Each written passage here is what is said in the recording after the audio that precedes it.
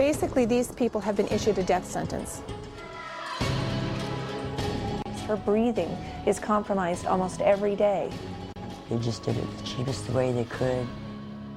People who live in this El Cajon neighborhood believe they're living with a silent killer, a disease that usually stays hidden for years. Until recently, I didn't correlate the two of her illness and the asbestos, but it all adds up when I look at her medical records. Trisha Valverde believes her daughter, 6-year-old Sarah Louise, is already suffering the consequences of exposure to asbestos just 2.5 years ago. She has this thickening in her lungs, and these infiltrates is what they call them, debris infiltrates.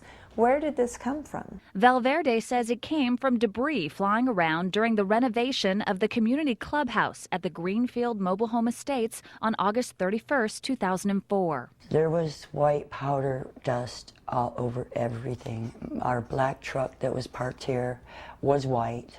Our trash cans that are green were white. Debbie Koshik says the exposure led to contaminants entering her lungs, causing shortness of breath. Asbestos contamination in the lungs and in the interior portions of the body is a death sentence. There is no reprieve from this. Sammy Taylor is an advocate for people who live in manufactured homes.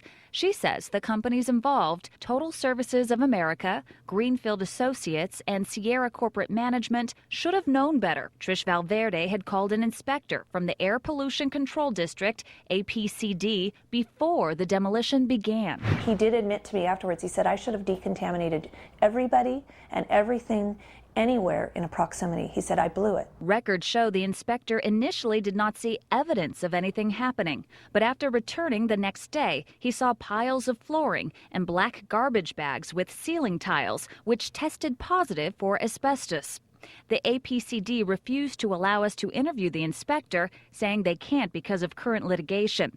But the agency did fine the companies involved $27,000. Asbestos in general is very dangerous. Dr. Gordon Young, a UCSD lung disease specialist, does not know the specifics of this incident, but says the amount of danger depends on 3 factors. It depends on the intensity of exposure, the duration, and the type of fibers.